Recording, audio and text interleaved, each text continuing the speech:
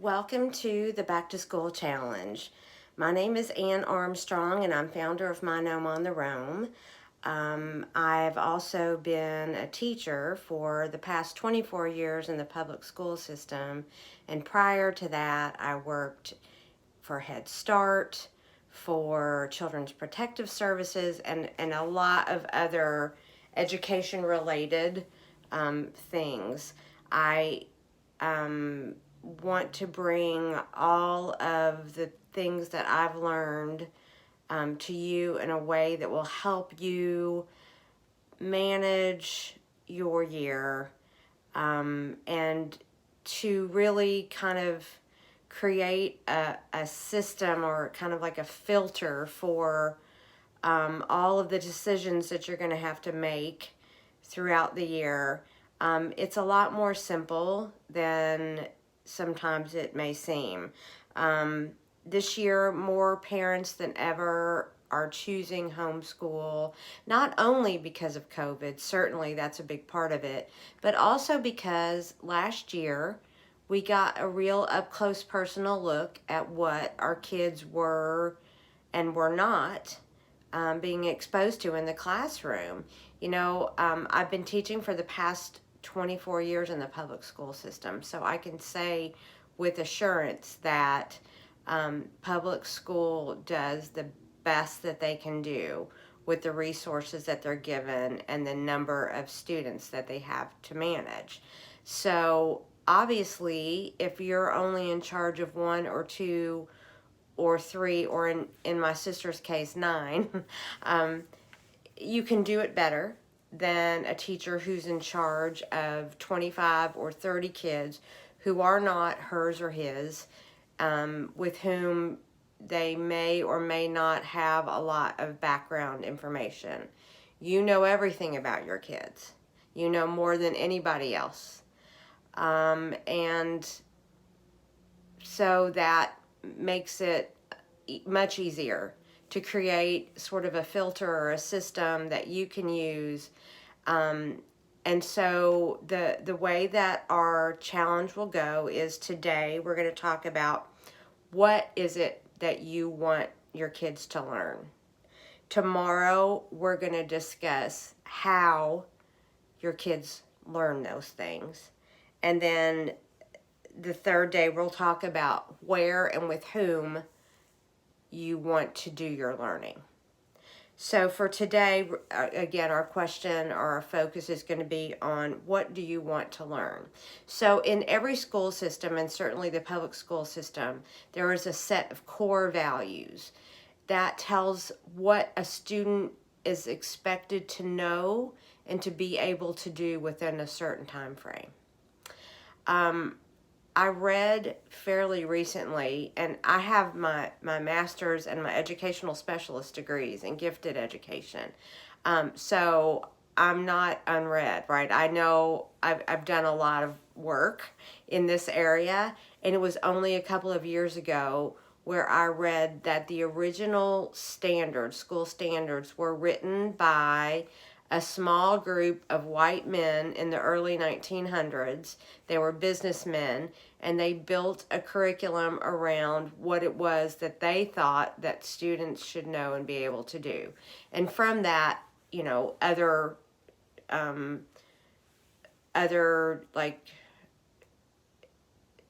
it's been, evolved. That's what I'm looking for. It's evolved into other strands of that same idea. But I'm going to say that the world, as we know, is changing. And so, maybe your kid doesn't need to know Latin or how to measure a parabola. There are a lot of things that we kind of set as a standard that may or may not be useful to your child. And you get to make those decisions as a homeschool teacher. You may not make them for the rest of your child's life. You may send them back to a school when things are safer. But for this year at least, you get to make some decisions about what you want your child to know and be able to do. So I sent you, and I think probably included in this video will be some links to some websites where you can read more about what is expected for you as a homeschool parent. It's different in every state. So you need to read about the requirements for your state. Some states require that to homeschool you be under an umbrella homeschool program, and that just helps them manage homeschool in a way so that they know that there are some go-betweens between you and the district, or you and the state, or whatever, so that some states don't require that you register under an umbrella and others do, but you need to find that out. It's usually very simple, and registering or working with some kind of umbrella organization also gives you some resources that you might want to use and take advantage of. We'll talk about that more on day 3. There are some expectations on the number of hours that you are to spend with your child. It's not as many as a school, like a public school, is required to give to your child. Those things have been created so that parents can work. So if you choose to homeschool, the number of hours will also be determined usually by your state. And with that information, it's much more easy to manage. You can work and homeschool your child if you work out a routine. And so one of the things that I want to impress upon you is that this is something that you can do. You can manage this, and it does not have to be exhausting. You can do this in a way that incorporates time for your work and also time for self-care, both for you and for your kids. The only thing that I would ask of you during these 3 days is if you could get a binder and maybe some sheet protectors. I'm going to give you some worksheets that will be helpful, not just for the workshop, but infinitely helpful afterwards. And if you could print those out and keep them all in one place, then that is one step to being really organized.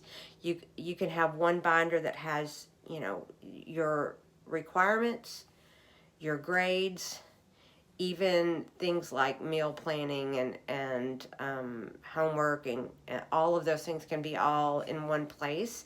And that way you have that one place to go.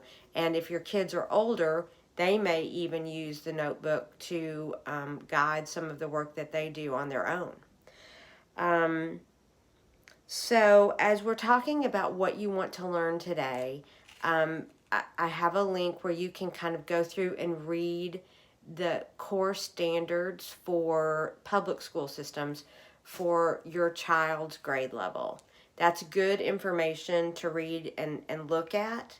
And then you can take that information and decide which of those things you want to really focus on. And then what are the other things that you want to focus on? There are a lot of different ideas about how to homeschool. There are people who use the Montessori system. There are lots of different systems for homeschool. You may like one of them, or you may like pieces and parts of some of them. You get to choose how you do homeschool, and you don't have to sign up for any specific kind or way to do it. You do what works for your family. I think the mistake that we often make is making decisions for anybody besides ourselves, because we're the only one who walks in our shoes, right? We know what the mornings are like in our house, right? So we know when we need to start homeschool. Maybe we need to start it right away while the energy is high, or maybe we need an hour to ourselves in the morning. We'll talk more about scheduling on day 3, but you get to set the rules and the standards and the expectations. But starting with looking at the core standards that our public school systems use is a good starting point. But I'm also going to say that when I'm thinking about what I want my son, who is 10, to know and be able to do, certainly I want him to be able to write and to do math, all the things that will help him in his career and his later life. But there are other things to me that are more important. So the core values that we've chosen in our house are the same values that I have built into the products in our company, My Gnome on the Roam. And that is to connect, to create, to explore, and to contribute. So, connection. I want my kiddo to be curious, to ask great questions, to wonder about things, and to, just feel empathy and some kind of connection with people, with his teachers, with his friends, with strangers, with the homeless man that we pass when we drive to school every morning. I want him to be a person who has compassion and empathy and his feet on the ground, right? That's important to me. So in order to be connected, you need to be able to be a good listener, to realize that you don't always have the best ideas, that other people also have good ideas, right? To create. I want him to be able to feel confident in trying to make things. Science experiments, Lego buildings, pieces of art. The process of making things, of creating things, they're not all going to be masterpieces, right? And we believe in My Gnome on the Roam, we believe in beautiful messes, right? That the process of creating is more important than whatever it is that you actually create. There are so many, little elements of genius in the messes that we see on a piece of paper, or the scribbles that we never see underneath, right? So I want him to be able to celebrate the beautiful messes along with the things that he creates in life. I want him to, be curious enough to explore things that he wonders about. I love that he still asks me questions about, or he's beginning to ask me questions about the moon and the stars and astronauts and volcanoes and the myriad of, he's the best question asker in the world. So asking great questions and then exploring the answers is a great value, and should be, or could be, a part of what you decide is one of your values in your homeschool. And then contribute. Maybe this is the most important, as we see this pandemic has given us a telescope into the difference in people who want to contribute to the world around them and people who are only thinking about themselves. I want him to be a person who makes the world better in the ways that he can. And so that can be another part of the values that you build within your homeschool system. So connect, create, explore, and contribute, in addition to reading and writing. You also get to make some decisions about what's important now and what's important in the future. For instance, I don't think that technology is going to go away. There was a time when when I was about in ninth or 10th grade, we had one computer class. And then the other people got to make other decisions. So I chose journalism.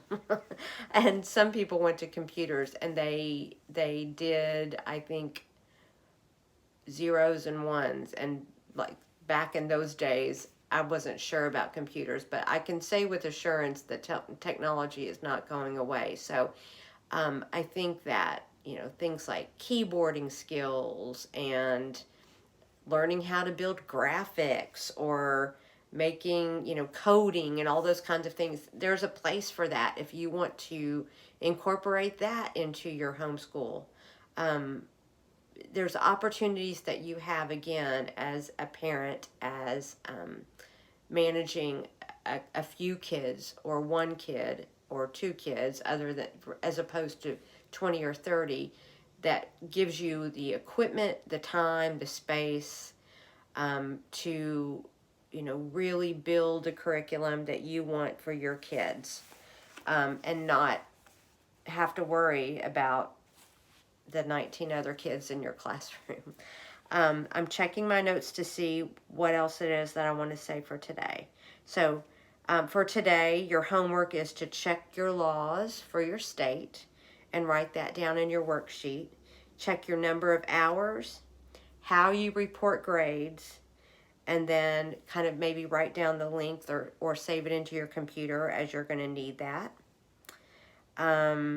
Think about what core standards, look at the core standards for your child's grade. Decide of those, which ones are going to be important to you guys for this year. They are very, very specific and maybe too specific. So there might be something like, if your kid is in 3rd grade, they learn to write a 5-paragraph essay. That's probably important. But some of the smaller pieces may not be as important to you as some of the other bigger ideas that we've talked about today. You get to decide that. And then whatever core values you choose, core standards you choose, use that as the filter for all the other decisions that you make. Whatever standards you decide on, you can kind of use those as a, just sort of like a sifter. And all of the big ideas that you have, get sifted through those core values, and they either fit or they don't. If they're too big or they're too broad or too out there, then you can pitch them, or you can put them on a list for later. So that's it for day 1. And you can click the links to do the homework, and I'll look forward to seeing you tomorrow.